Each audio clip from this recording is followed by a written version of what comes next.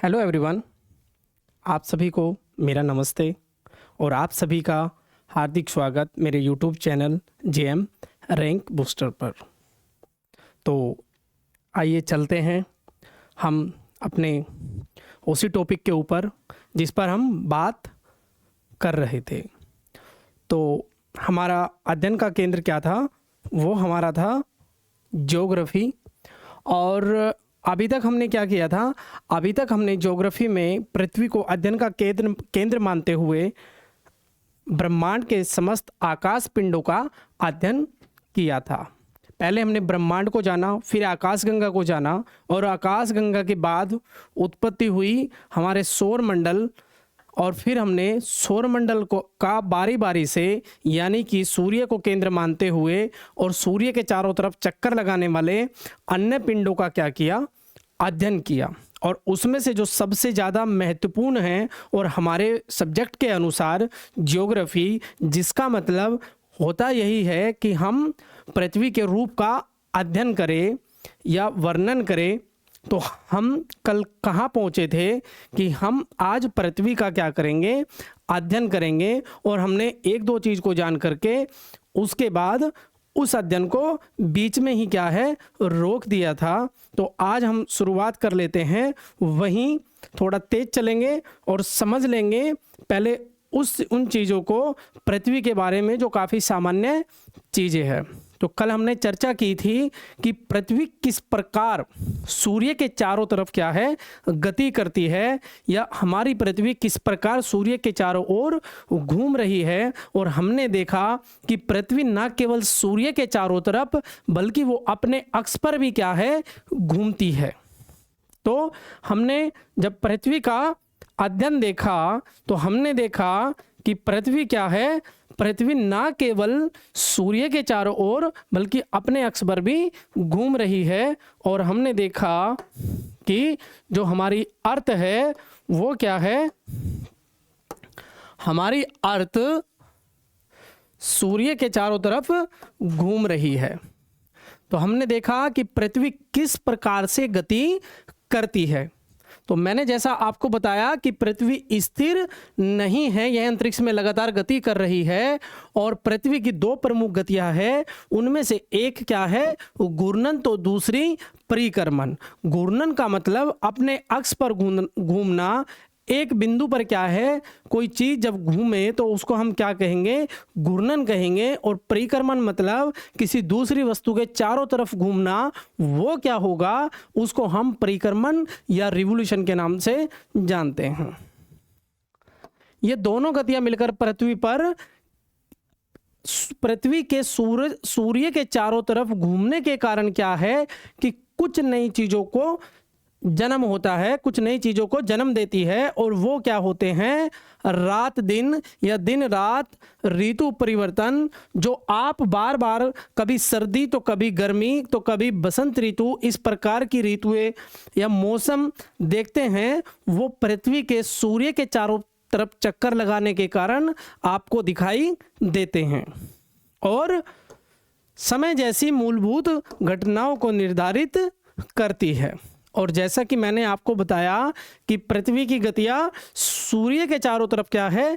दो प्रकार की है, घूर्णन और परिक्रमण। तो पहले देख लेते हैं घूर्णन अर्थात रोटेशन, यानी अपने अक्ष पर घूमना। जैसा कि मैंने तुम्हें कल बताया कि अगर हम फुटबॉल को उंगली पर रखकर ऐसे घुमाएं तो वो क्या होगा? घूर्णन, यानी कि किसी अपने एक पॉइंट पर उसको लगातार क्या है? घूमना ही क्या है? घूर्णन है।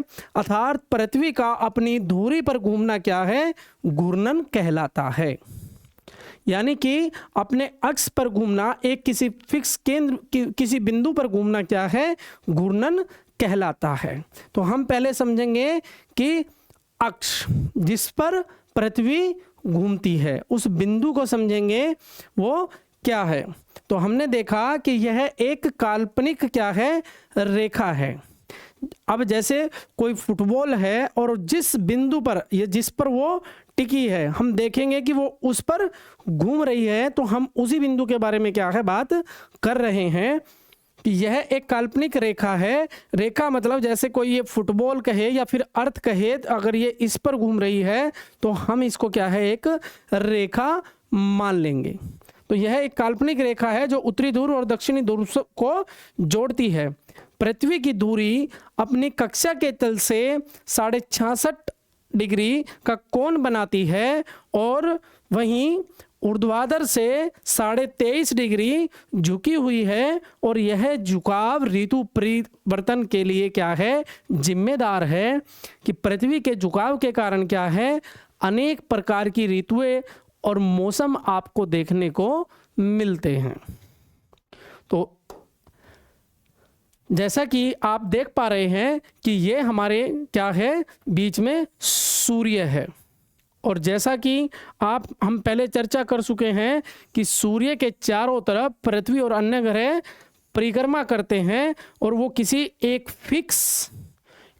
फिक्स पथ पर या वे पर क्या करते हैं, परिक्रमा करते हैं। तो अब हमारी जो पृथ्वी है, जैसा कि मैंने बताया, वो दो प्रकार से क्या कर रही है, गति कर रही है। और एक गति इसकी जो आपको दिखाई दे रही है वो क्या है, वो सूर्य के चारों तरफ है, और वो उसकी दिशा पश्चिम से पूर्व है। जैसा कि शुक्र और अरुण को छोड़ करके बाकी अन्य ग्रह गति करते हैं, ठीक उसी प्रकार भी हमारी पृथ्वी भी सेम दिशा में क्या है, गति करती है। तो दूसरा, हमारी पृथ्वी घूर्णन के साथ, रोटेशन के साथ साथ अपने अक्ष पर भी रोटेशन करती है। रिवोल्यूशन के साथ साथ अपने अक्ष पर भी क्या है, ये यहाँ पर भी घूम रही है, और इसके चारों ओर भी क्या है, घूम रही है। तो पृथ्वी क्या है कि दो तरह की गतियां करती है, जैसा कि आपको दिखाई दे रहा है। और जैसा कि हमने पहले ग्रहों के अध्ययन में देखा कि चंद्रमा पृथ्वी का एकमात्र प्राकृतिक उपग्रह है जो क्या है, पृथ्वी के चारों तरफ चक्कर लगाता है। तो जैसे हमने अध्ययन किया और देखा कि ग्रह सूर्य के चारों तरफ चक्कर लगा रहे हैं और उपग्रह ग्रहों के चक्कर लगाते हैं, तो ठीक उसी प्रकार से आपको दिखाई दे रहा होगा, और आशा है कि आप इन चीज़ों को समझ पा रहे होंगे। तो देख लेते हैं, इस प्रकार से आप देख पाएंगे कि हमारी पृथ्वी, जैसा कि मैंने आपको अभी बताया कि हमारी पृथ्वी अपने अक्ष पर क्या है, अपने अक्ष पर जिस बिंदु पर वो घूर्णन करती है उस अक्ष पर क्या है, वो झुकी हुई है, और उसका झुकाव 23.5 डिग्री है। 23 सही 1/2 या फिर 1/2 की वैल्यू होती है 0.5, या आप इसको 23.5 या 23.5 या फिर इसको 23 सही 1/2, इन दोनों प्रकार से देखेंगे, जो कि अपने अक्ष पर हमारी पृथ्वी को क्या है, जैसे कि हमने कल भी डिस्कस किया कि इस प्रकार से होना चाहिए था, लेकिन अगर हम पृथ्वी के ऊपर रेखा खींचे और इसके अक्ष बिंदु से हम इसको देखें, होना इस प्रकार से चाहिए था, लेकिन हमारी पृथ्वी इस प्रकार से क्या है, झुकी हुई है, और जो अपने अक्ष से 23.5 डिग्री का कोण बनाती है। दूसरी चीज हमने देखा कि हमारी पृथ्वी अपने अक्ष पर तो 23.5 डिग्री झुकी हुई है, और जब हम बात करते हैं पृथ्वी के घूर्णन कक्षा की, जिस कक्षा में वो सूर्य के चारों तरफ घूमती है, अगर हम उस कक्षा से देखें तो पृथ्वी का झुकाव 23.5 नहीं बल्कि 66.5 डिग्री है। और यह आपको अच्छे से याद रखना है और कभी एग्जाम में कंफ्यूज नहीं होना है कि हमारी पृथ्वी अपने अक्ष पर 23.5 डिग्री, जबकि अपने घूर्णन वाली कक्षा से क्या है, 66.5 डिग्री झुकी हुई है। तो जैसा कि आप देखेंगे कि ये हमारी क्या है, ये हमारा नॉर्थ और साउथ पोल है, नॉर्थ और साउथ पोल है, लेकिन हमारी पृथ्वी होनी इस प्रकार चाहिए थी, परंतु वो क्या है, झुकी हुई है, और यह कोण 23.5 डिग्री क्या है, बनाती है।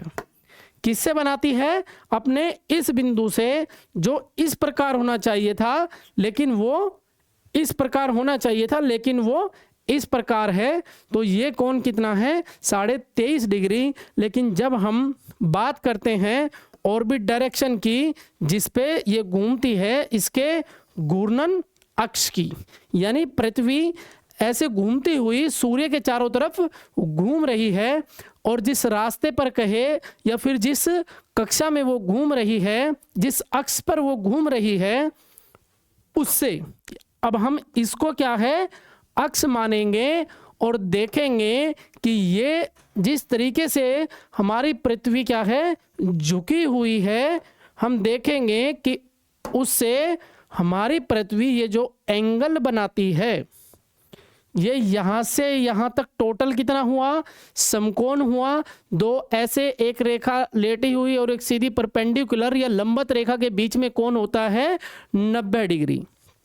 जैसे हम किसी बॉल को देखें और उसके 4 टुकड़े करें तो 90 गोला, एक गोला कितना होता है? 360 डिग्री होता है। तो हम देख पा रहे हैं कि सेम इस प्रकार से एक पिक्चर बनती हुई दिखाई दे रही है, और ये वाला कोण जिस पर पृथ्वी अपने अक्ष पर झुकी हुई है वो 23.5 डिग्री, और जब 90, ये टोटल 90 डिग्री है। और जब हम इस घूर्णन अक्ष से बात करेंगे और इस झुकाव को देखेंगे कि यहाँ से यहाँ पृथ्वी कितना झुकी हुई है, तो हम देख पाएंगे कि वो 66.5 डिग्री या फिर कहे 66.5 डिग्री क्या है? अपने घूर्णन अक्ष से झुकी हुई है। और आपको इसमें कभी कंफ्यूज नहीं होना है। जब आप एग्जाम में किसी भी क्वेश्चन को पढ़ेंगे तो आप ये जरूर देखेंगे कि वो बात अपने अक्ष पर झुकने की हो रही है या फिर अपनी घूर्णन कक्षा के अक्ष से घूमने की हो रही है। तो आपको यहाँ दोनों चीजों का अंतर समझना बहुत जरूरी है। एक अपने अक्ष पर कितना झुकी हुई है और एक अपना घूर्णन अक्ष पे कितना झुकी हुई है। यानी जिस रास्ते पर वो चलती है, सूर्य के चारों तरफ चक्कर लगाती है, जिस घूर्णन पथ पर वो चक्कर लगाती है, उससे आप देखेंगे कि पृथ्वी कितना झुकी हुई है? 66.5 डिग्री। और पृथ्वी को होना ऐसे चाहिए था, लेकिन पृथ्वी ऐसे है, किस प्रकार है? इस प्रकार। ऐसे होना चाहिए था लेकिन इस प्रकार से झुकी हुई है। तो आप देखते हैं कि ये वाला एंगल 23.5 डिग्री है, और अपना इस घूर्णन अक्ष से पृथ्वी, लोकेशन यहाँ पर है, इसका एक्चुअल नॉर्थ पोल कहाँ है? यहाँ पर है। और आप देखेंगे कि ये वाला बिंदु क्या है? यहाँ से यहाँ का कोण एंगल कितना है? 66.5 डिग्री। तो आपको ये चीजें अच्छे से समझनी है। ये वो पॉइंट्स हैं जिनको अगर आप अच्छे से समझेंगे तो आप अवश्य ही किसी भी क्वेश्चन को लॉजिक लगा करके सही कर पाएंगे, अन्यथा आप क्वेश्चन को सही नहीं बना पाएंगे और चांस ये रहेगा कि आपसे क्वेश्चन गलत हो जाए। तो आपको यहाँ अंतर समझना है कि पृथ्वी का अपने अक्ष पर और घूर्णन अक्ष पर। तो आइए चलते हैं आगे की ओर। तो जैसा कि मैंने बताया कि हम पृथ्वी के बारे में अध्ययन कर रहे थे और पहले हमने देखा कि पृथ्वी किस प्रकार से है। तो दूसरा, जब हम देखेंगे कि पृथ्वी किस दिशा में गति करती है और वह कैसे पृथ्वी घूम रही है, तो हम देख लेते हैं पृथ्वी और गति। तो पृथ्वी जैसा कि अन्य ग्रह क्या करते हैं? गति करते हैं, ठीक उसी प्रकार पृथ्वी भी क्या है? पश्चिम से पूर्व की ओर क्या है? घूमती है। किसके चारों ओर? सूर्य के चारों तरफ वह चक्कर लगाती है। पृथ्वी पश्चिम से पूर्व की ओर घूमती है। यह घूर्णन पूरा करने में लगभग 24 घंटे अथवा पूरा एक्यूरेट देखेंगे तो 23 घंटे 56 मिनट और 4 सेकंड का समय लेती है। अब हम देखेंगे कि परदीप्ति वर्त सर्किल ऑफ इल्यूमिनेशन किसको कहते हैं। आप देखेंगे कि जब सूर्य, ये सूर्य अगर है और इस तरफ पृथ्वी है, तो सूर्य की किरणें जब पृथ्वी पर आती है तो वो जिस हिस्से पर पड़ती है वह तो प्रकाशित या प्रकाशमान हो जाता है, लेकिन पृथ्वी के ठीक पीछे वाला भाग कभी प्रकाशमान नहीं होता और वो धीरे धीरे प्रकाशमान, जैसे जैसे पृथ्वी घूमती है ऐसे ऐसे वो वाला भाग प्रकाशमान होता रहता है। आप इन चीज़ों को अभी क्या है देखेंगे, आप देखेंगे कि ये क्या है, सूर्य है, इसको ये आपको दिखाई दे रहा होगा कि ये क्या है, सन है और ये हमारी अर्थ है।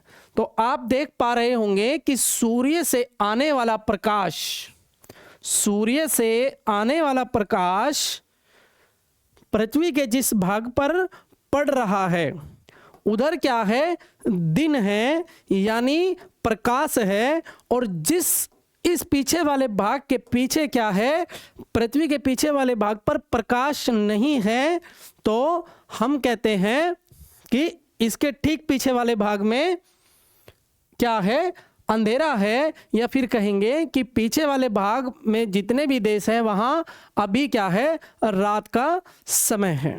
अगर मैं कहूँ कि अगर इधर इंडिया है और हम मैप में देखेंगे कि कुछ जो देश ठीक हमारे पीछे है, उन देशों में क्या है, जब हमारे यहाँ दिन होता है तो उन देशों में उस समय रात होती है। और जैसे जैसे पृथ्वी रोटेट करती है तो वो ऐसे ऐसे क्या है, प्रकाशमान वो देश होते रहते हैं जो पृथ्वी पर उस हिसाब से, उस स्थिति के हिसाब से स्थित है जो सूर्य के सामने आती रहती है, और वो देश प्रकाश में होते रहते हैं। तो आप ये जान गए होंगे कि हमारा जो 24 घंटे में पृथ्वी घूर्णन करती है और हम देखते हैं कि कुछ हिस्सा उन 24 घंटों में रात का होता है और कुछ दिन का होता है। उसका कारण क्या है, उसका कारण यानी दिन और रात होने का कारण क्या है, पृथ्वी का अपने घूर्णन पर, अपने अक्ष पर क्या है, घूर्णन करना है। दिन और रात होने का कारण, अगर पृथ्वी अपने अक्ष पर ना घूमे यानी पृथ्वी स्थिर हो जाए तो क्या होगा कि सूर्य से आने वाला प्रकाश हमेशा पृथ्वी के किसी एक हिस्से पर पड़ेगा, और जिस हिस्से पर पड़ेगा वह हमेशा प्रकाशित रहेगा और उसके पीछे वाला भाग कभी प्रकाश में नहीं हो पाएगा। इसलिए आप देख पाते हैं कि जो रात और दिन का होना है वो पृथ्वी के घूर्णन के कारण क्या है, आपको दिन और रात का होना, आपको अंतर समझना है कि वो अपने अक्ष पर 24 घंटे में जो घूमती है उस कारण क्या होता है, दिन और रात का होना। आप कभी अगर किसी वनडे एग्जाम में इस प्रकार का क्वेश्चन देखेंगे और उसमें अगर आपको ऑप्शन मिलता है कि सूर्य की परिक्रमा के कारण, नहीं, ऐसा नहीं है, क्योंकि 24 घंटे में पृथ्वी अपने अक्ष पर एक चक्कर पूरा करती है और उस समय जो भाग सूर्य के सामने आता रहेगा वह क्या है, वही भाग प्रकाश में या प्रकाशमान होता रहेगा। बाकी अन्य भागों पर क्या है, अंधेरा रहेगा या फिर रात का समय होगा। तो हम कहेंगे कि यह वह काल्पनिक व्रत है, जैसा कि आपने अभी देखा कि यह वह काल्पनिक व्रत है, यह वह काल्पनिक व्रत है, यह वह काल्पनिक व्रत है जो पृथ्वी पर दिन और रात को विभाजित करता है। यह हमेशा सूर्य के सम्मुख रहता है।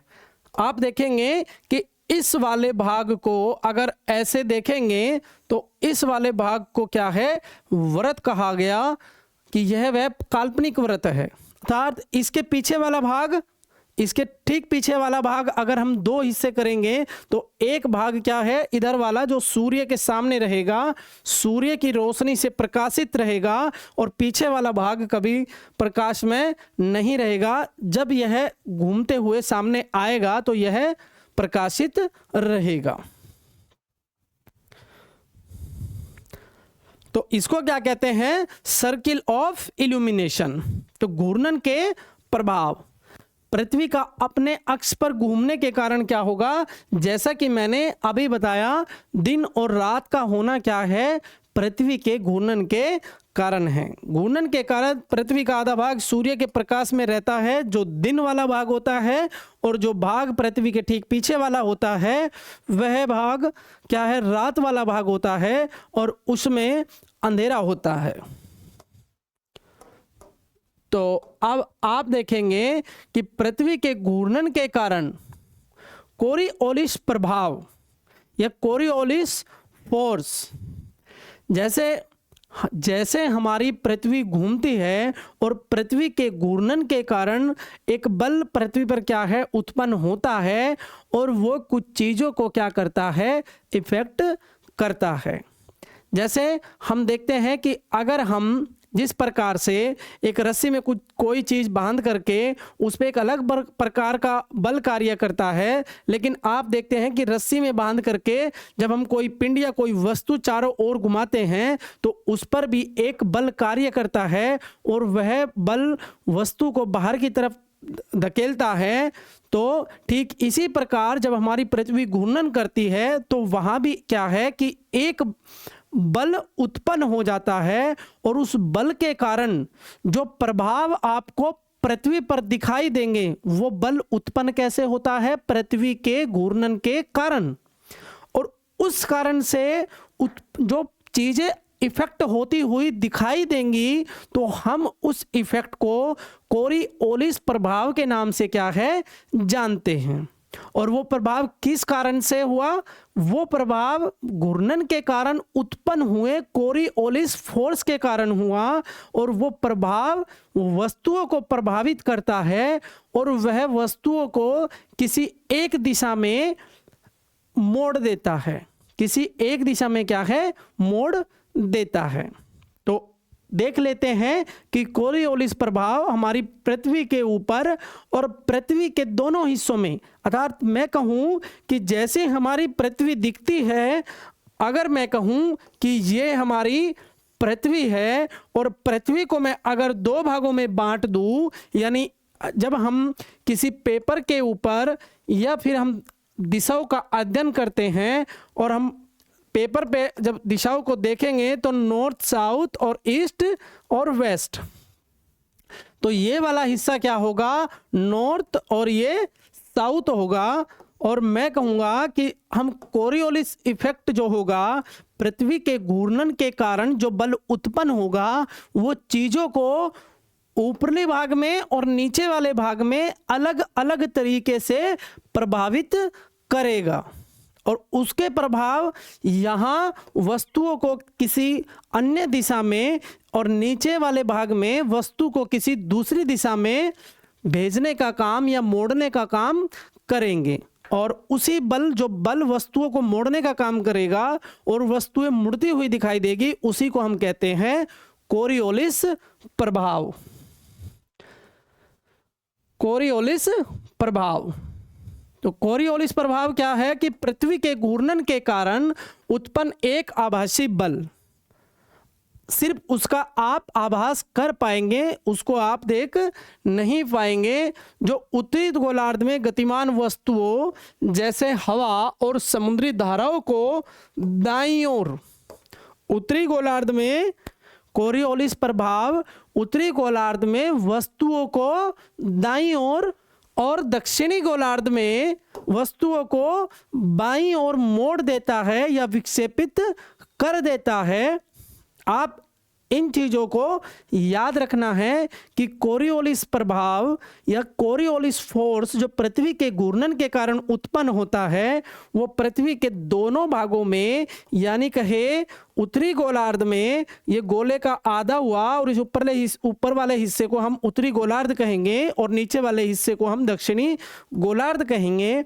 और उत्पन्न बल कोरियोलिस फोर्स दोनों गोलार्धों में अलग अलग तरीके से क्या करेगा, कार्य करेगा। और उत्तरी गोलार्ध में वस्तुओं को दाईं ओर और दक्षिणी गोलार्ध में वस्तुओं को, जैसे समुद्री धाराएं और हवा को, दक्षिणी गोलार्ध में बाईं ओर मोड़ने का काम करेगा। और इसी प्रभाव को हम कोरियोलिस प्रभाव के नाम से जानते हैं और इसके पीछे का कारण पृथ्वी का घूर्णन है। ज्वार भाटा का आना। जब हम ज्वार भाटा का अध्ययन करेंगे, पहले मैं आपको बता दूं कि ज्वार भाटा होता क्या है, लेकिन हम ज्वार भाटा, सुनामी, ज्वालामुखी, ये पृथ्वी पर जो प्राकृतिक घटनाएं घटित होती है, ये मौसमी घटनाएं, इनका अध्ययन बारी बारी से विस्तार से करेंगे। लेकिन अभी हम बात कर रहे हैं पृथ्वी के घूर्णन और उसके घूर्णन के कारण उत्पन्न प्रभाव की।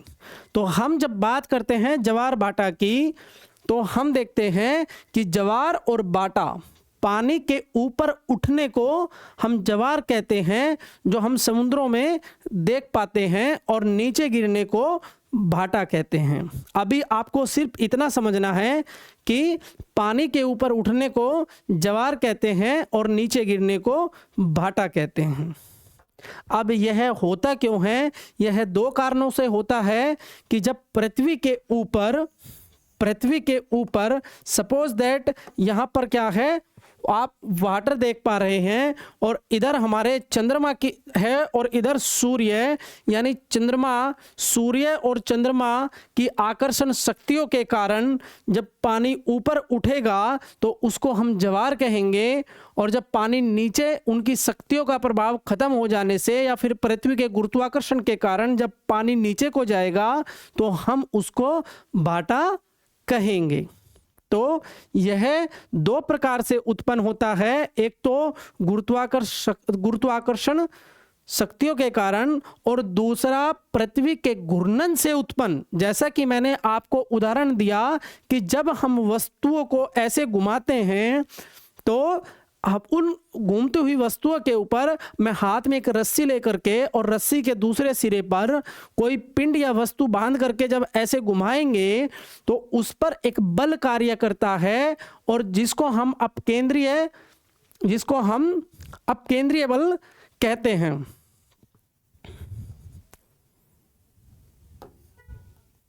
तो ऐसा वस्तुओं के घूर्णन के कारण, हमारी पृथ्वी के घूर्णन के कारण, अब केंद्रीय बल के कारण वो वस्तु बाहर की तरफ को जाएगी।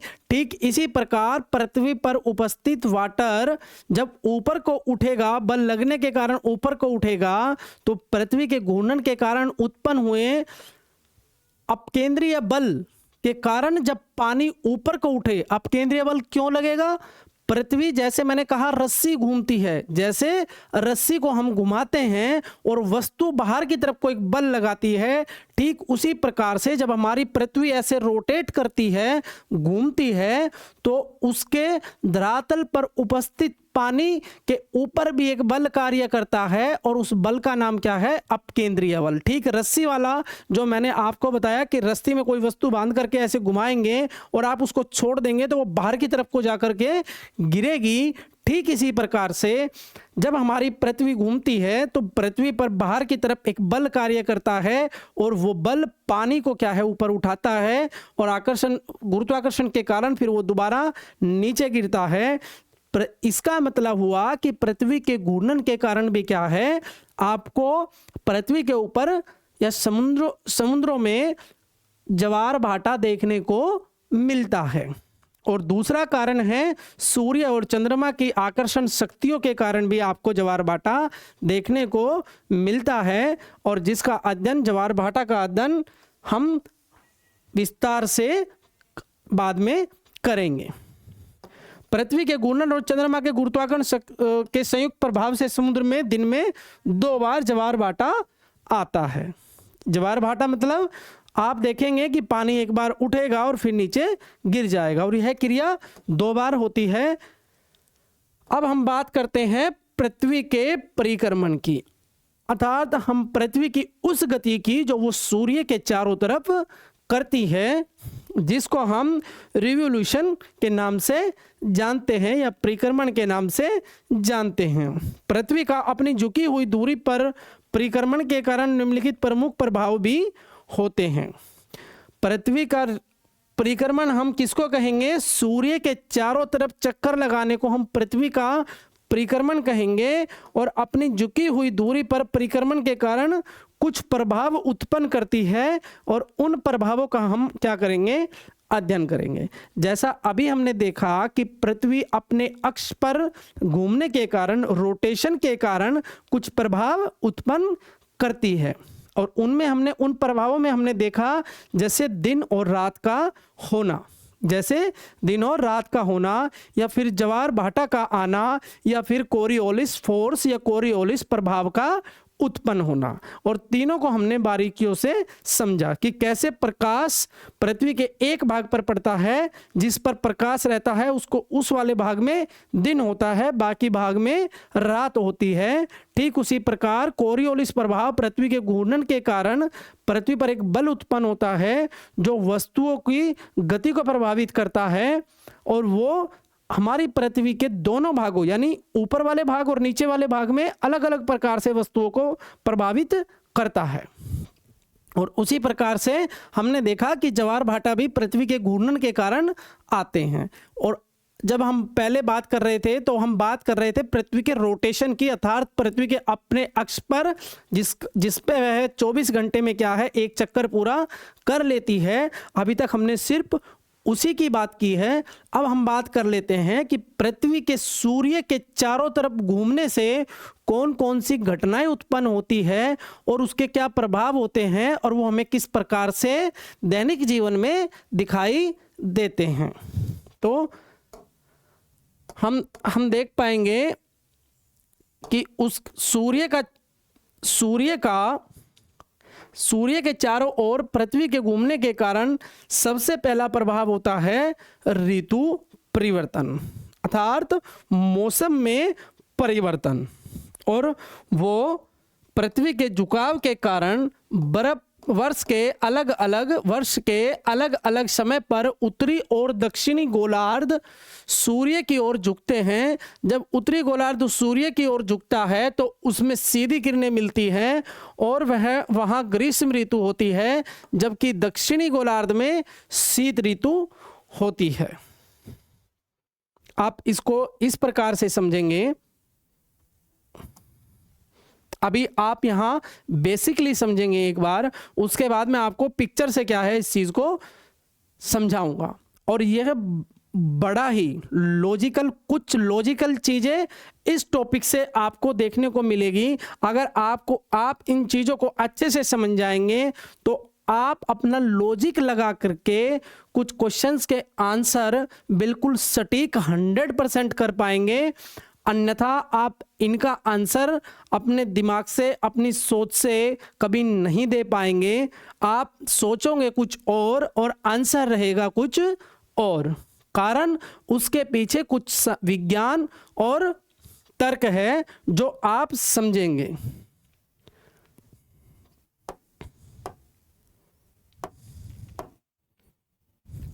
अभी आप ये इसको पृथ्वी मान लीजिए और मैं कहूं कि ये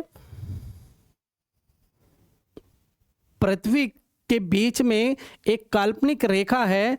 इसको हम अभी मान लेते हैं कि ये कोई पृथ्वी के बीच में रेखा है, और यह इस वृत्त को या फिर इस पृथ्वी को यानी कि अर्थ को 2 बराबर भागों में बांट रही है। तो हम इसका नाम रख देते हैं भूमध्य रेखा। भूमध्य यानी भू का मतलब क्या होता है, पृथ्वी, यानी पृथ्वी के बीच में खींची गई रेखा क्या है, भूमध्य रेखा। पृथ्वी के बीच में खींची गई रेखा भूमध्य रेखा। भू का मतलब पृथ्वी के मध्य में खींची गई रेखा भूमध्य रेखा। ऐसे तो हम अभी बारी बारी से चीज़ों का अध्ययन करेंगे और समझेंगे कि पृथ्वी के ऊपर, जैसे कि आप ग्लोब पर देखते हो तो हमें कुछ रेखाएं दिखाई देती है, लेकिन ऐसी कोई रेखा पृथ्वी के ऊपर कभी नहीं खींची गई है।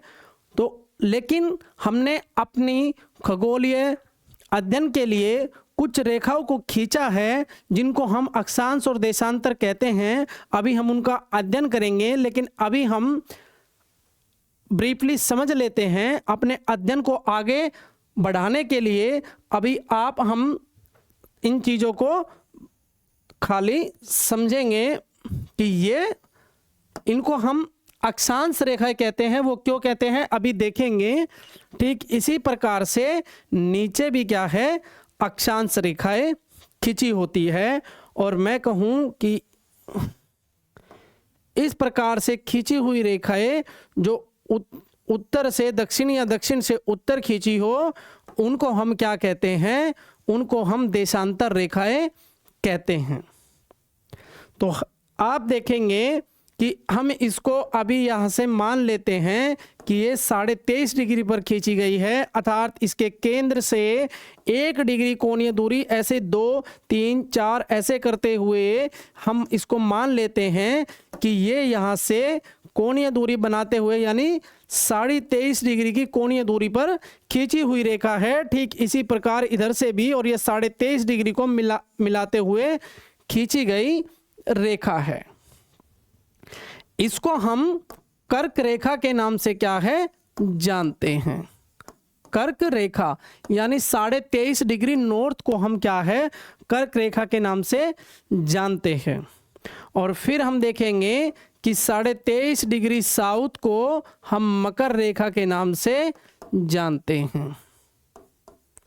तो आप अभी सिर्फ इतना समझिए कि जब पृथ्वी सूर्य के चारों तरफ चक्कर लगाती है तो वो अपने अक्ष पर झुकी होने के कारण, अपने अक्ष पर झुकी होने के ऐसे झुकी होने के कारण उसका एक हिस्सा सूर्य के ठीक सामने रहता है और दूसरे वाला हिस्सा थोड़ा ऐसे रहता है। और इस वजह से इसका ज़्यादा हिस्सा, सपोज दैट आप इसको अभी ऐसे समझिए, या फिर हम बात कर लेते हैं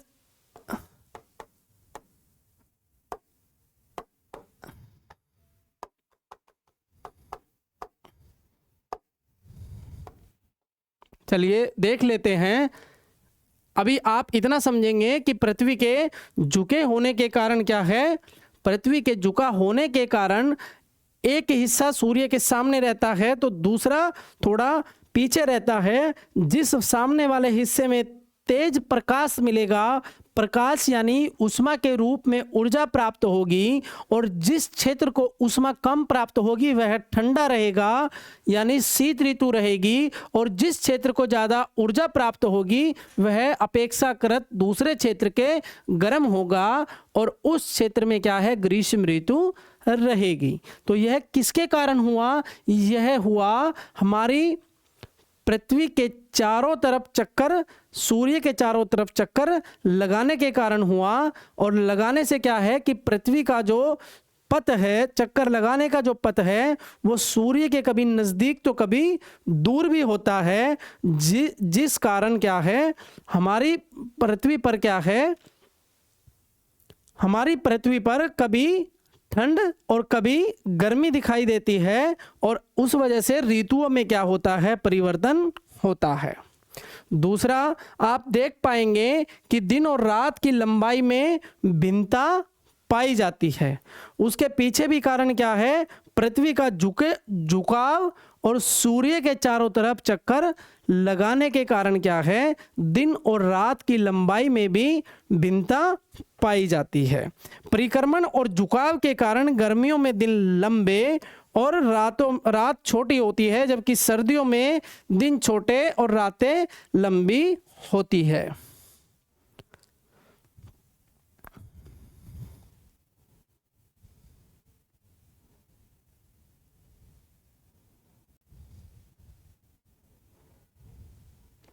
तो आगे देख लेते हैं।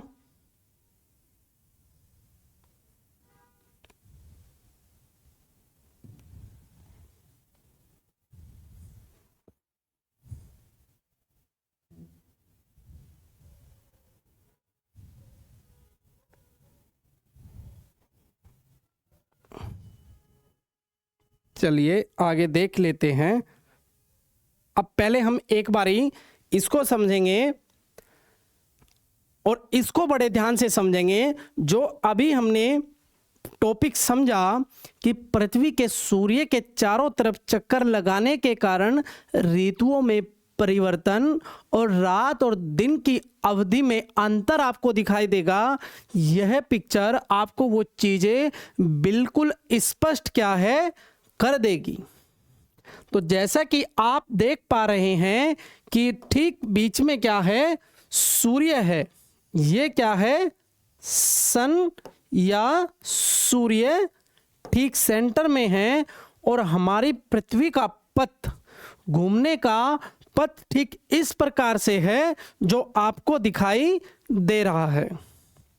तो हमारी पृथ्वी, आप देख पा रहे हैं कि पृथ्वी का जो झुकाव है वो हर स्थिति में एक जैसा क्या है, अपने अक्ष पर 23.5 झुका होना। हर जगह आपको पृथ्वी ठीक इसी अपने रूप में दिखाई देगी, यानी वो झुकाव यथावत रहेगा, चाहे पृथ्वी क्यों ना अपने अक्ष पर घूम रही हो और क्यों ना चाहे वो सूर्य के चारों तरफ चक्कर लगा रही हो।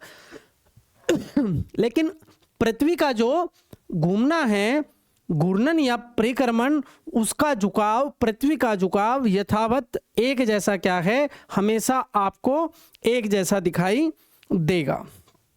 तो आप जब देखेंगे कि 3 जनवरी को, जैसा कि मैंने आपको अभी कुछ दिन पहले बताया, या 31 दिसंबर को हम जब देखेंगे तो आप देखेंगे कि सूर्य की किरणें, आप देखेंगे कि सूर्य की किरणें, अगर मैं कहूं कि पृथ्वी के ऊपर ये 3 रेखाएं हैं,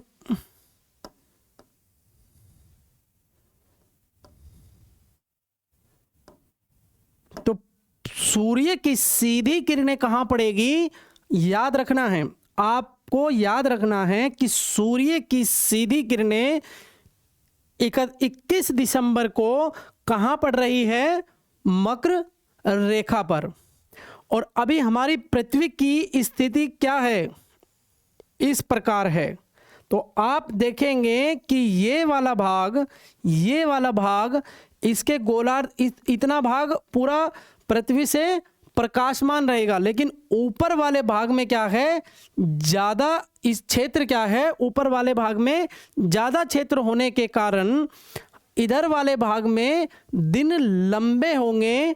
और जब ठीक इसके विपरीत हम बात करेंगे, इधर जब हम 21 जून को बात करेंगे, जब सूर्य की किरणें सीधी कहाँ पड़ेगी, कर्क रेखा पर सीधी पड़ेगी 21 जून को। और चूंकि भारत क्या है,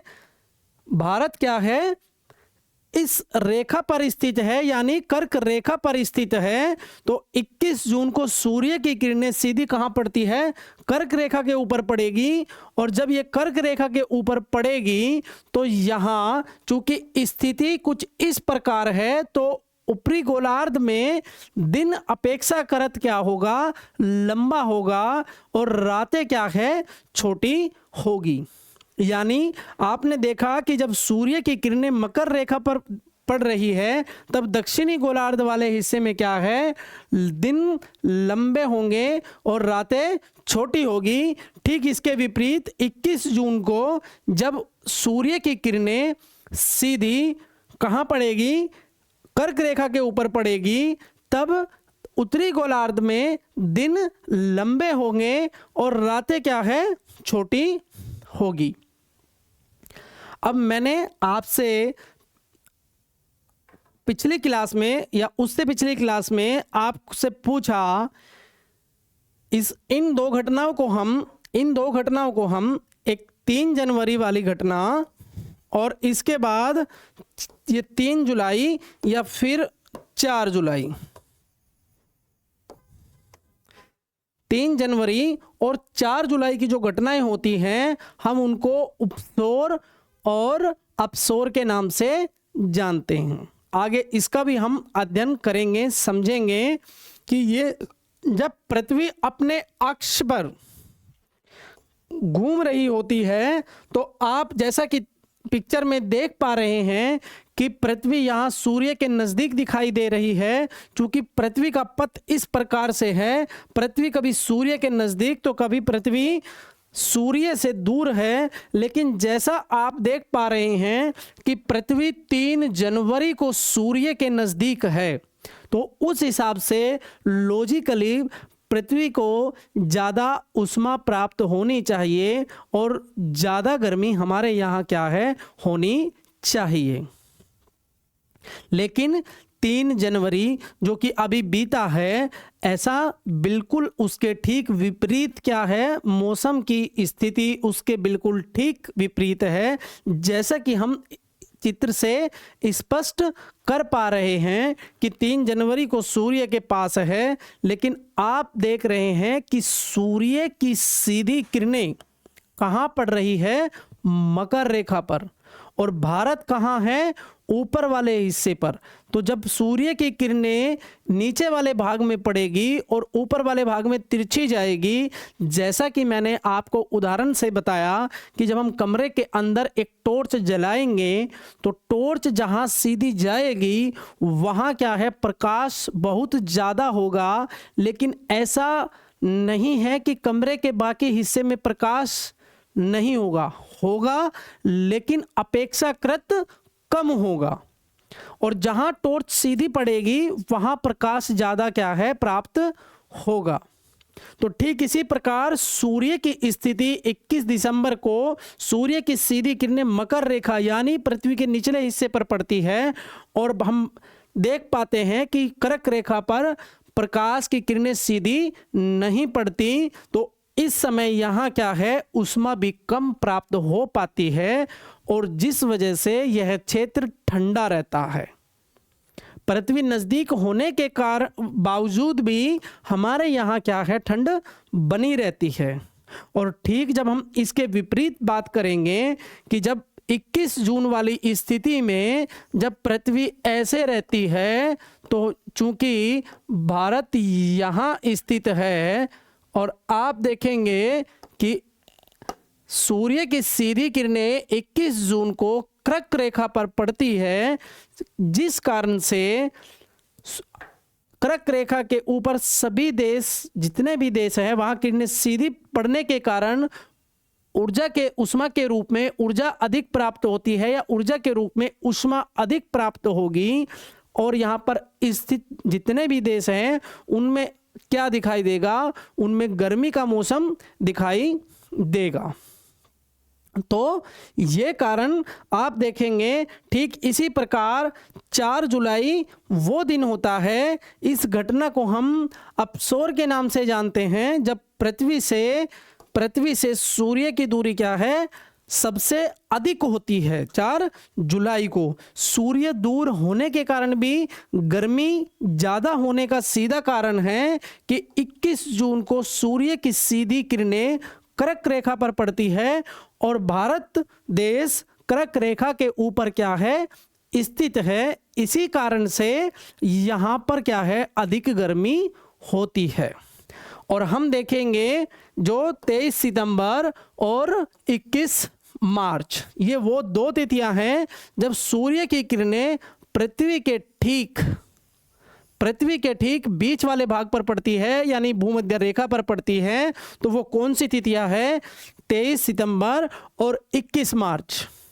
और जब ये प्रकाश की किरणें बीच वाले हिस्से पर पड़ेगी, तो चूंकि प्रकाश की किरणें सीधी यहाँ पड़ रही है, तो इस वाले भाग में और इस वाले भाग में लगभग यहाँ से समान दूरी पर और यहाँ से नीचे वाले भाग में समान दूरी पर, चूंकि प्रकाश की किरणें सीधी यहाँ पड़ रही है, तो समस्त पृथ्वी पर दूरी के अनुसार बराबर दूरियों पर एक जैसा मौसम आपको देखने को मिलेगा। और वो तिथियां कब रहेगी, 23 सितंबर और 21 मार्च। 23 सितंबर और 21 मार्च, यानी आप चित्र से देखेंगे कि यह कर्क रेखा है, यह भूमध्य रेखा, और यह मकर रेखा, और यह 66.5 डिग्री, यह 23.5 डिग्री, और यह 0 डिग्री। नॉर्थ नॉर्थ, और यह है 23.5 डिग्री साउथ, और यह है 66.5 डिग्री साउथ, और यह है साउथ पोल और नॉर्थ पोल। आप इन चीज़ों को ऐसे समझेंगे कि 23 सितंबर और 21 मार्च 23 सितंबर और 21 मार्च, और ये जब हम कर्क रेखा की बात करते हैं तो 21 जून, और जब हम मकर रेखा की बात करते हैं तो 22 सितंबर। ये वो तिथियां हैं जब सूर्य की किरणें इन तिथियों को यहाँ सीधी पड़ती है, यानी बिल्कुल सर पर पड़ेगी, आपके बिल्कुल सर पर पड़ेगी, और आपकी परछाई भी आपको दिखाई नहीं देगी। उसका कारण है कि सूर्य ठीक आपके सर के ऊपर होगा।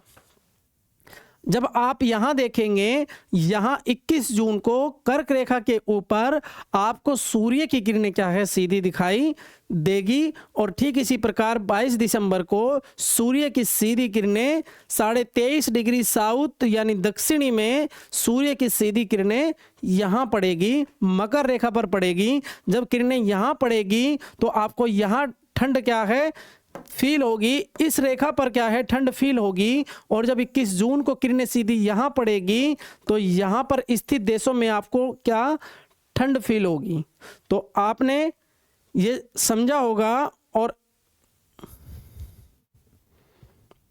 इसी के साथ अब देखेंगे कि ऋतुओं का परिवर्तन जो हमने समझा, मुझे लगता है कि आपको अच्छे से समझ आया होगा कि ऋतु का परिवर्तन किस वजह से होता है कि पृथ्वी के झुके होने के कारण पृथ्वी के उस भाग पर ऊष्मा और ऊर्जा क्या है, ज़्यादा प्राप्त होती है।